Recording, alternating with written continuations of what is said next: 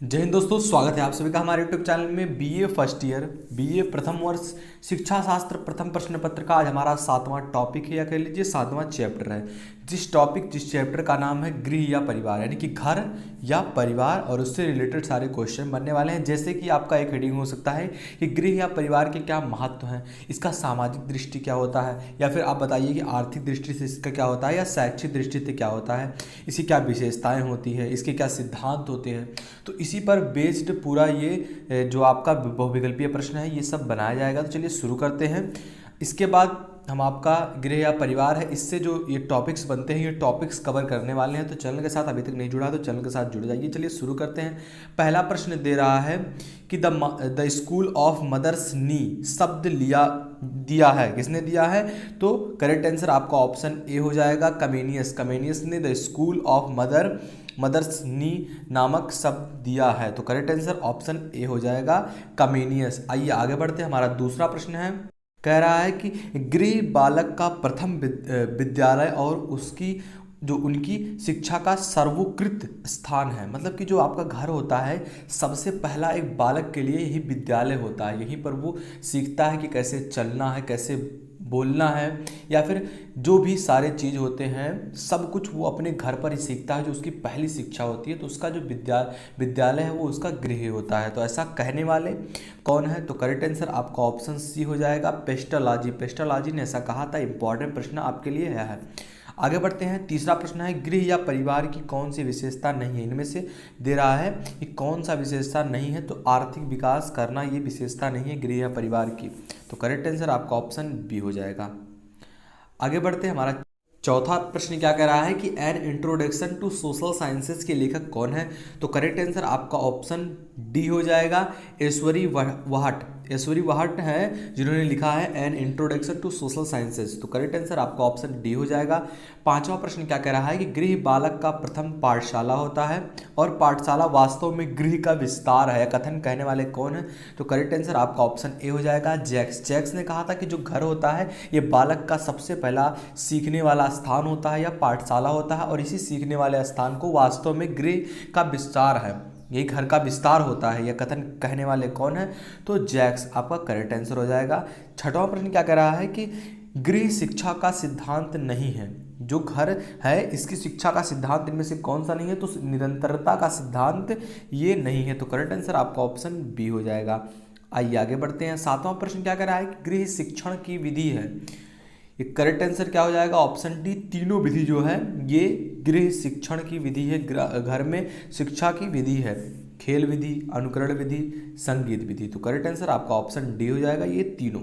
आइए आगे बढ़ते हैं। आठवां प्रश्न क्या कह रहा है कि परिवार का वातावरण जो वातावरण है बच्चों के व्यवहार को सुधारने के लिए उत्तरदायी है। कथन आपके विचार में सही है या गलत है? तो करेक्ट आंसर आपका ऑप्शन ए हो जाएगा, ये सत्य है, बिल्कुल सत्य है। जो परिवार होता है इसका जो वातावरण होता है बच्चे के व्यवहार को सुधारने के लिए उत्तरदायी होता है, उसके बिगड़ने के लिए भी उत्तरदायी होता है। जैसा घर में माहौल रहेगा बच्चा वैसा ही बनेगा, वैसा ही सीखेगा जो घर में बातें होंगी। तो ये सही है बिल्कुल।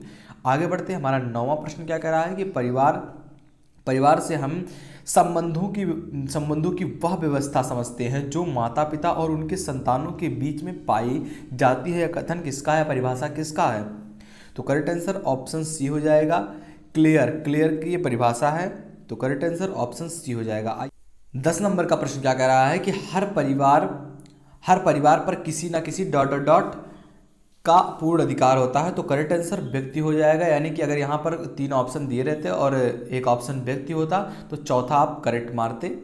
तो ये आपका ये इस तरीके से भी ऑप्शन बना सकता है। चलिए आगे बढ़ते हैं। 11 नंबर का प्रश्न क्या कह रहा है कि घर का अस्तित्व बहुत कुछ मानसिक या भावात्मक होता है, यह सही है या गलत? तो बिल्कुल सही है।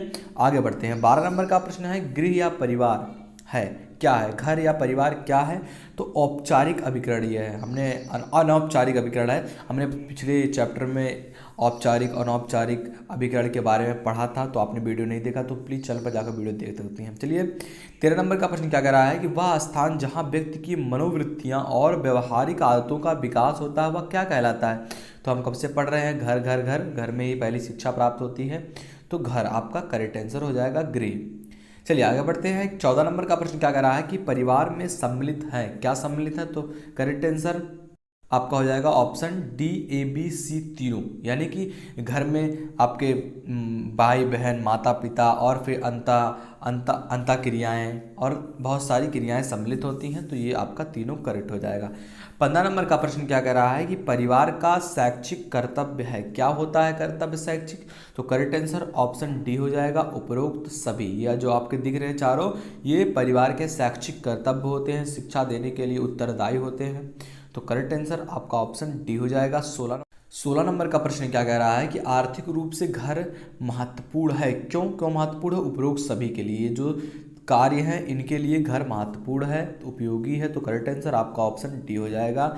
17 नंबर का प्रश्न क्या कह रहा है कि स्वाभाविक, सामाजिक और सार्वभौमिक संगठन है। क्या है? परिवार। तो करेक्ट आंसर आपका ऑप्शन सी हो जाएगा। 18 नंबर का प्रश्न कह रहा है कि वह स्थान जहाँ भावात्मक गुणों का विकास होता है कहलाता है। क्या कहलाता है? तो वो घर कहलाता है। घर में ही व्यक्ति के भावात्मक गुणों का विकास होता है। तो करेक्ट आंसर ऑप्शन ए हो जाएगा। 19 नंबर का प्रश्न क्या कह रहा है कि नियंत्रण एवं उत्तरदायित्व की विशेषता होती है कहाँ? परिवार में। तो करेक्ट आंसर ऑप्शन बी हो जाएगा। 20 नंबर का प्रश्न क्या कह रहा है कि बालक को व्यवहारिक शिक्षा मिलती है। कहाँ मिलती है? तो घर में। तो गृह आपका करेक्ट आंसर हो जाएगा। आगे बढ़ते हैं। बालक की प्रथम पाठशाला कौन होते हैं? मतलब कि जो पढ़ाने वाले होते हैं, तो परिवार। वो परिवार से ही सीखता है मुझे क्या करना है। परिवार जैसे उनका बोलचाल होगा, बच्चे का भी वैसा बोलचाल होगा, वैसा ही भेदभाव होगा। तो करेक्ट आंसर आपका ऑप्शन डी हो जाएगा। पहला पाठशाला क्या होता है? परिवार होता है। 22 नंबर का प्रश्न क्या कह रहा है कि गृह बालक की प्रथम पाठशाला है। क्योंकि उपरोक्त सभी कारणों से जो गृह होता है बालक की प्रथम पाठशाला है। तो करेक्ट आंसर ऑप्शन डी हो जाएगा। 23 नंबर का प्रश्न क्या कह रहा है कि विद्यालय तथा परिवार के मध्य संबंध स्थापित किया जा सकता है। इंपॉर्टेंट प्रश्न आपके लिए है, किससे? अभिभावक, अध्यापकों और संघों को स्थापित करके विद्यालय तथा परिवार के मध्य संबंध स्थापित किया जा सकता है। तो करेक्ट आंसर आपका ऑप्शन डी हो जाएगा। 24 नंबर का प्रश्न क्या कह रहा है कि अकबर्न और निमकाफ ये दोनों के अनुसार अतीत में परिवार के कितने कार्य थे? 7 कार्य थे। पूरा डिफाइन किया जाएगा। ये इम्पॉर्टेंट आपके लिए है, 7 कार्य होते हैं। तो करेक्ट आंसर आपका ऑप्शन डी हो जाएगा। तो अगर आप पढ़ेंगे तो आपके 9 कार्य हैं सिद्धांत के रूप में, जैसे कि पहला है बाल मनोवैज्ञानिक सिद्धांत, दूसरा है व्यक्तित्व विकास का सिद्धांत, तीसरा है व्यक्तित्व भिन्नता का ज्ञान, औपचारिक अनौपचारिक सिद्धांत जो है शिक्षा का, स्वर्गगीण सिद्धांत है एक, जीवनोपयोगी सिद्धांत है, और एक है 7वां लास्ट जो है आपका स्वतंत्र शिक्षा का सिद्धांत। ये हम पढ़ेंगे सारा कुछ। तो आपने चैनल को अभी तक सब्सक्राइब नहीं किया तो प्लीज़ चैनल को सब्सक्राइब कर दीजिए। चलिए लास्ट प्रश्न की ओर बढ़ते हैं। हमारा लास्ट प्रश्न है, कह रहा है कि किसके अनुसार घर प्रेम तथा स्नेह का केंद्र है? जो घर होता है ये प्रेम तथा स्नेह का केंद्र होता है। तो योग क्या कह रहा है कि शिक्षा का उत्तम स्थान तथा बालक का प्रथम विद्यालय होता है। तो ऐसा कहने वाले कौन है? पेस्टालॉजी आपका करेक्ट आंसर हो जाएगा। आशा करते हैं आपको वीडियो पसंद आया होगी। वीडियो पसंद आया तो लाइक करना। इसके आगे के चैप्टर हम ऑलरेडी बनाएंगे, और भी कोई सब्जेक्ट पर अगर आपको अगर चाहिए तो प्लीज़ डू कमेंट और दोस्तों में ज़रूर शेयर कीजिएगा। मिलते हैं आपसे अगली वीडियो में। तब तक के लिए जय हिंद, जय भारत।